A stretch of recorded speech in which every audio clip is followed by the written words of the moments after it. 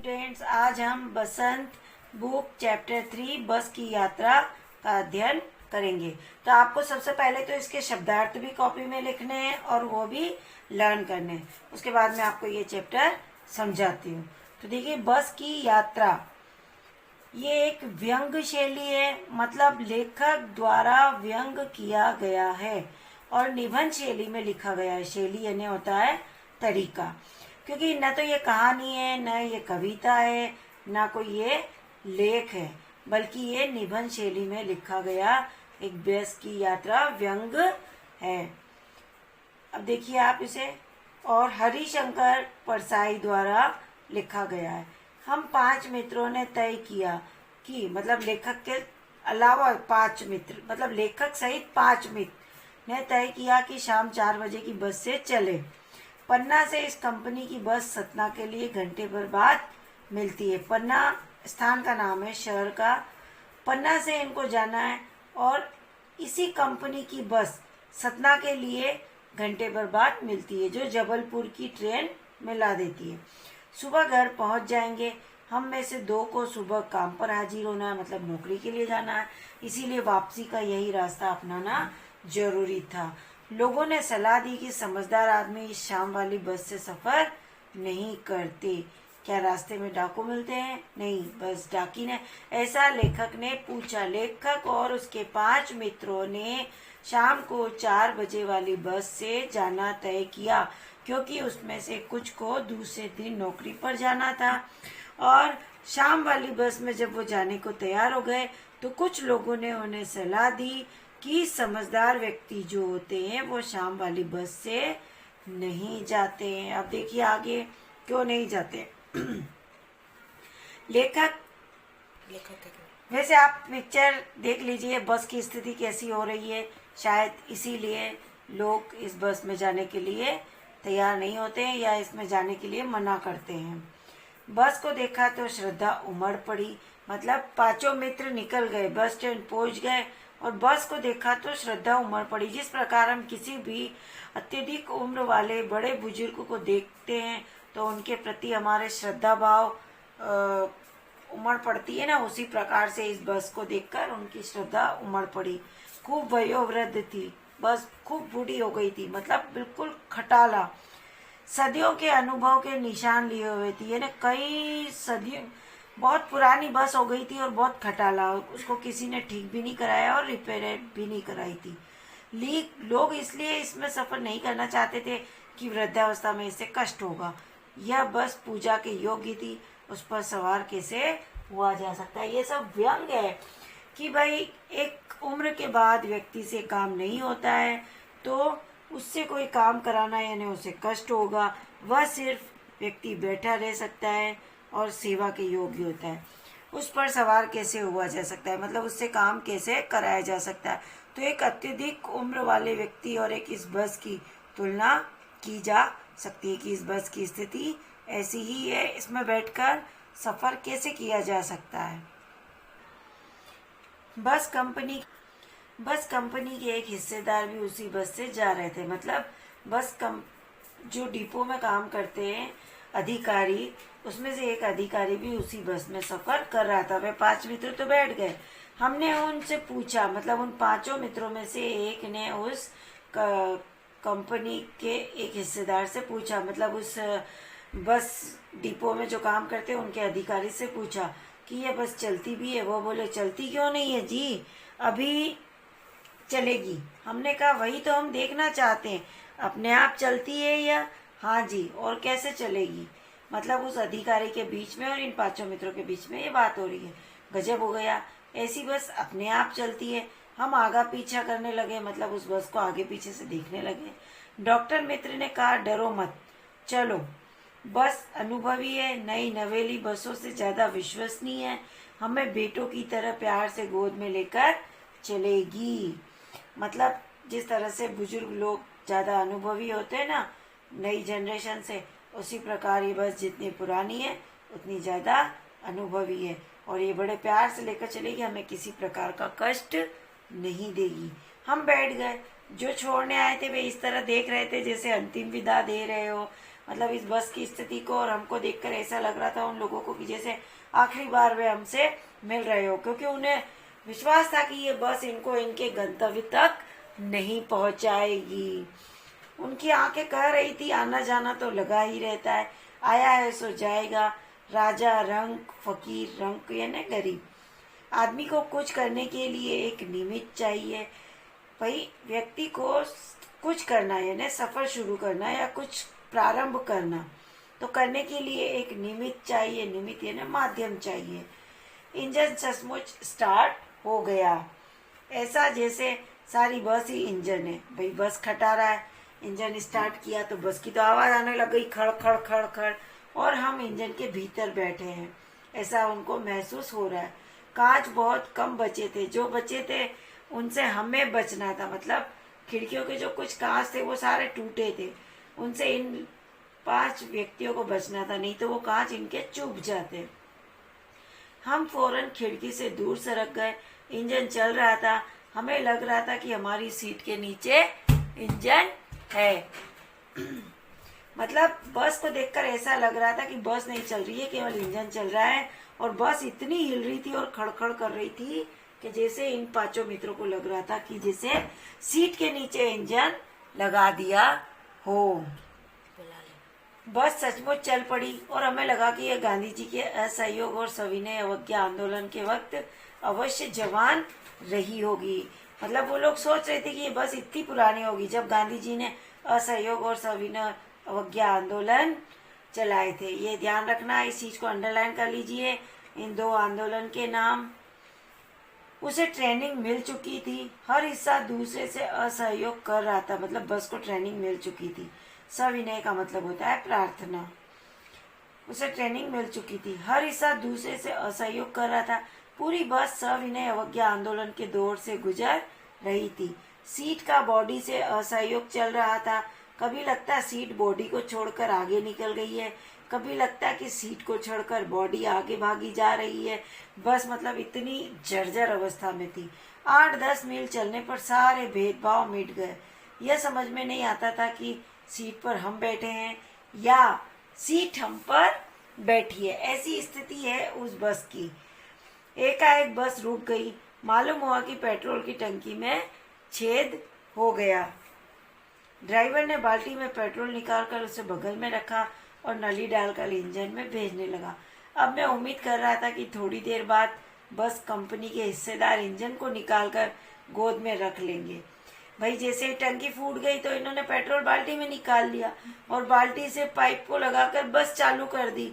तो अब इनको लगा कि थोड़ी देर बाद अगर ये इंजन निकल गया तो इसमें जो डिपो का अधिकारी बैठा है वो इंजन को गोद में लेकर बैठ जाएगा और उसे नली से पेट्रोल पिलाएंगे, जैसे माँ बच्चे के मुंह में दूध की शीशी लगाती है। बस की रफ्तार अब 15-20 मील हो गई थी। मुझे उसके किसी हिस्से पर भरोसा नहीं था। ब्रेक फेल हो सकता है, स्टीयरिंग टूट सकता है। प्रकृति के दृश्य बहुत लुभावने थे। मतलब बाहर बहुत अच्छा मौसम, पेड़ पौधे पक्षी हरियाली सब थी। दोनों तरफ हरे भरे पेड़ थे जिन पर पक्षी बैठे थे। मैं हर पेड़ को अपना दुश्मन समझ रहा था। जो भी पेड़ आता डर लगता कि इससे बस टकराएगी। वह निकल जाता तो दूसरे पेड़ का इंतजार करता। झील दिखती तो सोचता कि इसमें बस गोता लगा जाएगी। मतलब उनका पूरे सफर में इस बस की हालत को देखकर डर के मारे हाल बुरा था, पर जानना उनकी मजबूरी थी, इसलिए वो इसी जर्जर बस में गए। एकाएक फिर बस रुकी। ड्राइवर ने तरह तरह की तरकीबें की पर वह चली नहीं। सविनय अवज्ञा आंदोलन शुरू हो गया था। कंपनी के हिस्सेदार कह रहे थे बस तो फर्स्ट क्लास है जी, यह तो इत्तेफाक की बात है कि भाई ये तो संयोग है, नहीं तो बस तो बहुत अच्छी है। क्षीण चांदी में वृक्षों की छाया, मतलब बिल्कुल मध्यम चांदी में वृक्षों की छाया के नीचे वो बस बड़ी दयनीय लग रही थी। लगता जैसे कोई वृद्धा थक कर बैठ गई हो। हमें ग्लानि हो रही थी कि बेचारी पर लदकर हम चले आ रहे। अब उन 5 मित्रों को उस बस पर दया आ रही थी। अगर इसका प्राणांत हो गया या मतलब ये बस मर गई या इसका अंत हो गया तो इस बियाबान में हमें इसकी अंत्येष्टि करनी पड़ेगी। बियाबान यानी सुनसान जगह में इसकी अंतिम संस्कार करना पड़ेगा। हिस्सेदार साहब ने इंजन खोला, मतलब जो अधिकारी बैठा था उसमें डिपो का, उसने इंजन खोला और कुछ सुधारा। बस आगे चली, उसकी चाल और कम हो गई थी। धीरे धीरे वृद्धा की आंखों की ज्योति जाने लगी। वृद्धा किसको कहा यहाँ पर? बस को। चांदनी में रास्ता टटोलकर वह रेंग रही थी, जैसे धीरे धीरे सांप रेंगता है ना, मतलब जानवर रेंगता है ना, घायल। आगे या पीछे से कोई गाड़ी आती दिखती तो वह एकदम किनारे खड़ी हो जाती और कहती, निकल जाओ बेटी, अपनी तो वह उम्र ही नहीं रही। एक पुलिया के ऊपर पहुंचे ही थे कि एक टायर फिस करके बैठ गया। वह बहुत जोर से हिलकर थम गई। अगर स्पीड में होती तो उछलकर नाले में गिर जाती। मैंने उस कंपनी के हिस्सेदार की तरफ पहली बार श्रद्धा भाव से देखा। वह टायरों की हालत जानते हैं, फिर भी जान हथेली पर लेकर इसी बस से सफर कर रहे हैं।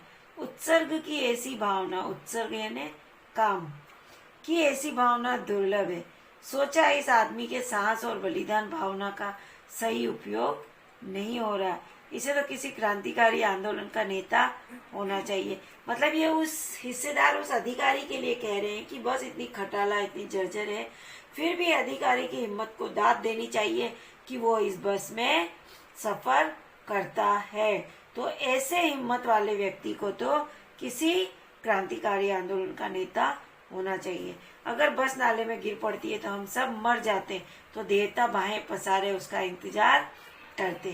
कहते हैं वो महान आदमी आ रहा है जिसने एक टायर के लिए प्राण दे दिए, मर गया पर टायर नहीं बदला। दूसरा घिसा टायर लगाकर बस फिर चली। अब हमने वक्त पर पन्ना पहुंचने की उम्मीद ही छोड़ दी थी। पन्ना कभी भी पहुंचने की उम्मीद छोड़ दी थी। पन्ना क्या, कहीं भी कभी भी पहुंचने की उम्मीद छोड़ दी थी। लगता था जिंदगी इसी बस में गुजारनी है और इससे सीधे उस लोक को प्रयाण कर जाना है, मतलब प्रस्थान करना है इस पृथ्वी पर उसकी कोई मंजिल नहीं। हमारी बेताबी, तनाव खत्म हो गए। हम बड़े इत्मीनान से घर की तरफ बैठ गए। चिंता जाती रही, हंसी मजाक चालू हो गया। इत्मीनान यानी चिंता मुक्त। अब उनको पता चल गया था कि बस ऐसी ही है, उसकी ऐसी ही स्थिति रहेगी। तो उन्होंने सब चिंता, तनाव सब छोड़ दिया था और बिल्कुल निश्चिंत होकर बैठ गए और हंसी मजाक करते हुए जाने लगे। अब बस देखो उन्हें कहाँ पहुँचाएगी। उन्होंने सारी उम्मीदें तो छोड़ दी कि वो हमें हमारे गंतव्य तक पहुँचाएगी या नहीं पहुँचाएगी। जहाँ भी पहुँचाएगी उन्हें वही इंतजार है कि वो उन्हें कहाँ पहुँचाएगी। पर जहाँ उनको जाना है वहाँ तो जाने की उन्होंने उम्मीद छोड़ दी। इस चैप्टर को आपको वापस पुनः पूरा पढ़ना है और मुख्य बिंदुओं पर अंडरलाइन करनी है। अब देखते हैं प्रश्न अभ्यास। तो 1 2 3 4 5 पांचों क्वेश्चन आपको करने हैं। अभी मैं इसका PDF भेजती हूँ और उसके बाद है ये पार्ट से आगे। इसमें आपको फर्स्ट और सेकेंड करना है, थर्ड वाला नहीं करना है। उसके बाद ये मन बहलाना, ये भी आपको अपनी कॉपी में करना है। फिर आता है आपका भाषा की बात। तो ये ग्रामर से संबंधित है। इसमें आपको फर्स्ट, सेकेंड, थर्ड, फोर्थ और फिफ्थ करना है। ये सारे ही करने हैं। तो देखिए बस, वश, बस 3 शब्द है। इनमें बस सवारी के अर्थ में, मतलब बस सवारी के लिए काम आता है। वश यानी अधीनता, यानी किसी को भी कंट्रोल करने के लिए आता है। और एक बस आता है पर्याप्त। अपन नहीं कहते बस बस बहुत हो गया अब चुप हो जाओ। और एक बस बैठने के लिए आता है। और एक वश कि बस मैंने उसको अपने वश में कर लिया। ये शब्द बोलने में तो काफी मिलते जुलते हैं, लेकिन मतलब काफी इनके अर्थ अलग अलग निकलते हैं। तो जैसे बस से चलना होगा, मेरे वश में नहीं है, अब बस करो। उपयुक्त वाक्यों के समान वश और बस शब्द से 2-2 वाक्य बनाइए। तो आप इसी तरह से वश और बस से 2 दूसरे अलग वाक्य बनाएंगे। क्वेश्चन 2, हम 5 मित्रों ने तय किया कि शाम 5 बजे की बस से चलें। पन्ना से इसी कंपनी की बस सतना के लिए घंटे भर बाद मिलती है। ऊपर दिए गए वाक्यों में ने, की, से, ये सब कारक की विभक्तियां हैं। ये सब कारक की विभक्तियां हैं। कर्ता ने कर्म को करण से, तो ये विभक्तियां हैं कारक की ने, की, से। आदि वाक्य के दो शब्दों के बीच संबंध स्थापित करते हैं। ये विभक्तियां दो शब्दों के बीच में संबंध स्थापित करती है, ऐसे शब्दों को कारक कहते हैं। इसी तरह दो वाक्यों को एक साथ जोड़ने के लिए की का प्रयोग होता है। कारक आपको ग्रामर में करवाया जा चुका है, आप उसे एक बार वापस रीड करेंगे तो कहानी में से दोनों प्रकार के 4 वाक्यों को चुनिए। तो आपको इसी तरह से इस पूरे चैप्टर में से मैंने जो हमने पढ़ी अभी कहानी, इसमें से आपको इसी तरह के 2 वाक्य चुनकर लिखना है। तो वो स्वयं लिखना है आपको। 3rd नंबर आता है, हम फौरन खिड़की से दूर सरक गए। चांदनी में रास्ता टटोलकर वह रेंग रही थी। दिए गए वाक्यों में सरकना और रेंगना ये क्रियाएं हैं। 2 प्रकार की गतियां दर्शाती है। ऐसी कुछ और क्रियाएं एकत्र कीजिए जो गति के लिए प्रयुक्त होती। गति यानी चलने के लिए, जैसे घूमना इत्यादि, उन्हें वाक्यों में प्रयोग कीजिए। कांच बहुत कम बचे हैं। क्वेश्चन नंबर 4, जो बचे थे उनसे हमें बचना था। इस वाक्य में बच शब्द को 2 तरह से प्रयोग किया गया है।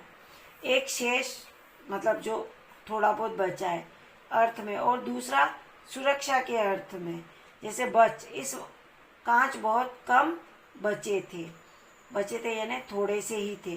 जो बचे थे उनसे हमें बचना था, मतलब उनसे उनको अपनी सुरक्षा करनी थी। तो ऐसे ही नीचे दिए गए शब्दों को वाक्यों में प्रयोग करके देखिए। ध्यान रहे एक ही शब्द वाक्य में 2 बार आना चाहिए और शब्दों के अर्थ में कुछ बदलाव होना चाहिए। तो ये जल और हार दिए गए, इनसे आपको बनाना है। अभी मैं आपको PDF में ये सब कुछ भेज दूंगी। बोलचाल में प्रचलित अंग्रेजी शब्दों फर्स्ट क्लास में 2 शब्द है, फर्स्ट और क्लास। यहाँ क्लास का विशेषण है फर्स्ट। क्लास हो गया विशेष और फर्स्ट हो गया विशेषण। चूंकि फर्स्ट संख्यावाचक है, फर्स्ट क्लास संख्यावाचक विशेषण का उदाहरण है। महान आदमी में किसी आदमी की विशेषता है महान, तो यह गुणवाचक विशेषण है। संख्यावाचक विशेषण और गुणवाचक विशेषण के 2 उदाहरण खोजकर लिखिए। यह आपको स्वयं करना है। ग्रामर में आपको विशेषण करवाया जा चुका है, तो यह आप खुद करेंगे। तो अब आपको ये सारे क्वेश्चन आंसर और भाषा की बात ये सब कुछ कॉपी में करना है। इस चैप्टर के साथ आपको इनका PDF भेजा जा रहा है और एक एक्स्ट्रा वीडियो भी भेजी जा रही है, जिससे आप अपनी कॉपी में सारा काम करेंगे।